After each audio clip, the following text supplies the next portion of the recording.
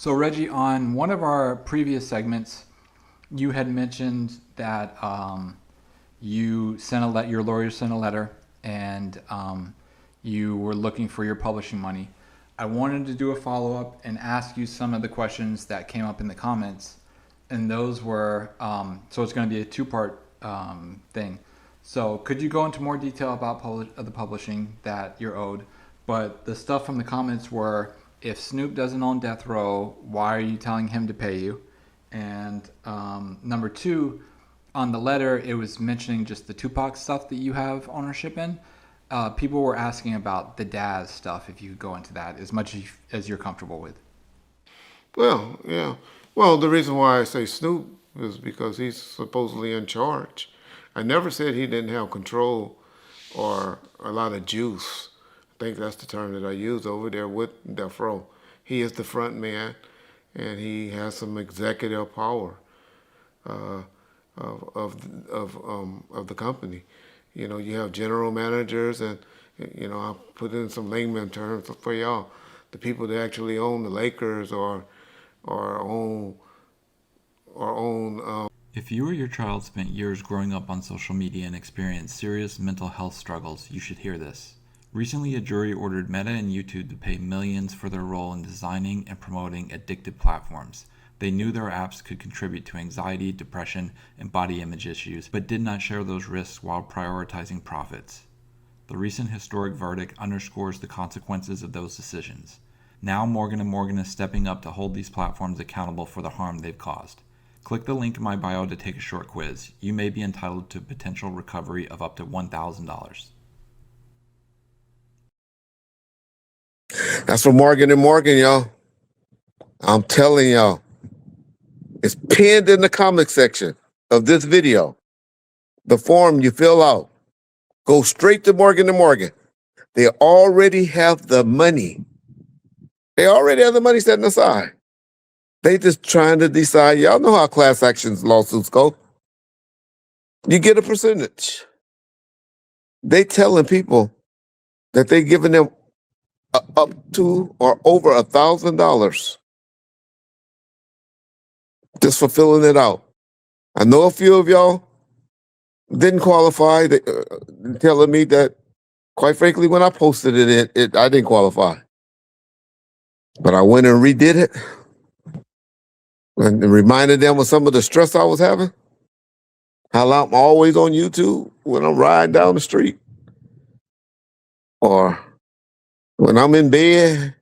How I can't go without being on YouTube or on social media. And they approved me after that. So make sure y'all know what to say.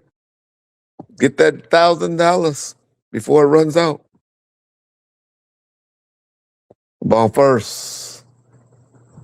We appreciate y'all over here. The Chicago Bears or whatever, they're not the ones that's making the decisions about the day-to-day operations about who getting paid and who get cuts. It's the general managers, the CFOs, the COOs, and all of that. No, that's a little bit too deep for a lot of y'all. But the person that's in charge of the company is the ones that usually can make things happen, and they go and suggest to the owner that, hey, this has to be done, or this is why I did this, or whatever. You usually have a threshold that you can be in charge of, or amount that you can pay out without, it coming across the owner's desk. Now you better be able to answer it if they do an audit on you later on. But you can justify stuff like that. That's why I always talk to him directly as far as he can make it happen. He can tell the person that's over that royalty department or whatever to check it into it, investigate it. What the hell is he talking about? Stuff like that. But you know what? I didn't want to show this, and I'm going to go ahead and show this and have John expose it and bring it up. I know it's going to be a lot of work for John, but he asked the question, so we have to do it.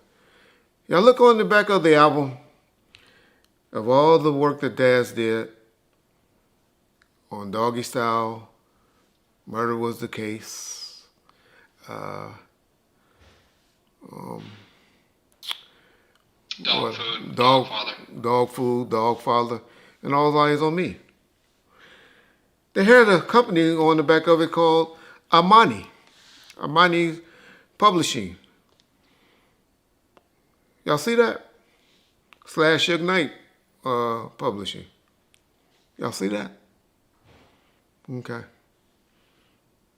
So then we went in. I made a deal with this company called D3 Entertainment in like '98. Took it and got the company and got the albums and stuff like that redigitized and and then some of the later songs like the Chronic and stuff like that. After me and Daz did the deal, y'all see he changed the name to another publishing company. So what was it called, John? Dog Pound Publishing or something? D. Dillinger. Oh, D. Dillinger. Yeah, music.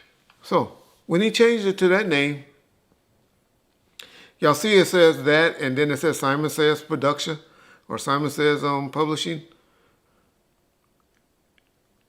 And y'all see all the current and the old stuff is under with Big Simon or Simon Says. So everything on Amani Publishing was bought out, and that's why he changed it, his company's name, to the new company of Daz Dillinger Productions. That's this Daz. But there's other people. There's other artists. They all know it. From Swoop G to Little C Style, the Realest, everybody all know it. Where then y'all start seeing a name called Big Simon or Simon Says Music Publishing on the back of it. That's when Reggie Wright created a company and did buyouts with all these people, or bought their rights on songs that they had that were coming out, that were new. Now, y'all say, well, why you do that to them and all of that? Well, because these motherfuckers was broke, and they needed some money. And so what I did was gave them money so they could live and take care of their families and do stuff, and bought their rights. Mainly so we wouldn't have to account to them no more with royalties and all of that was the main reason, because nobody knew. I didn't know. I wish I did know. But nobody knew about digital rights coming down and streamings and ringtones on phones and stuff like that. That all came up in 2003, 2004 when this stuff started coming out. If you had sold 1,000 records, after the first year of an album or 2 years of an album, you would be lucky until they had this new thing called streaming and ringtones and stuff. So this is why they were willing to sell their rights. Me, it was mainly just to clean up the publishing so we didn't have to account to them. And more importantly, I knew about sampling and stuff like that. I knew. I had sat back and watched all these people making money off of Smokey Robinson and the Miracles old songs and stuff, like people doing remakes on songs and stuff like that. And so that's the only reason that I did the investment. So that's why these people were willing to sell their rights. As evidence. Y'all see them. Y'all see it. If John posted these things up right, y'all see the different names and how the changeovers and all of that occurred. So for y'all to always say I'm lying and I ain't never wrote nothing, I know I ain't never sat in the studio and wrote. But why y'all don't say that about EMI, Sony Music Publishing, all the white publishing companies and all of that? But then when a black man buying up publishing and stuff like that and doing it, then y'all want to say, well, you ain't never wrote nothing, why you? Man, because I'm smart enough to buy. I didn't force nobody to sell any rights, any of their publishings or anything. They needed money. Gave them an opportunity. One or two, gave them money to take care of their bills right then on something that was an investment. Didn't know if it was going to, some of the people I won on. Some of these motherfuckers ain't made shit up. They ain't sold a record since. that was done. So, hey, that's why I say pay me. Why y'all say, well, why you just starting talking on this in 2024? Because death row stuff just started getting reworked and resold in 2024. Death row was in a bankruptcy. Didn't want to get my stuff caught off in the bankruptcy stuff. I was in trouble. Had other worries in my life that I had to go deal with. And they know this. Dads know this. And other artists know this. They all know who did buyouts with them and why. They wasn't complaining then. They wasn't complaining when they ran up the Founders National Bank and cashed that mother check. Try again in a few seconds. So, anyway, that's what happened on that. And that's why I'm just like, hey, but now my attorneys done told me to shut up. They're like, Reg, we got it. People responding. Everybody's investigating it. Your tactics worked. So, hopefully y'all be seeing me in a bigger and a better house in a year or two, you haters. Peace.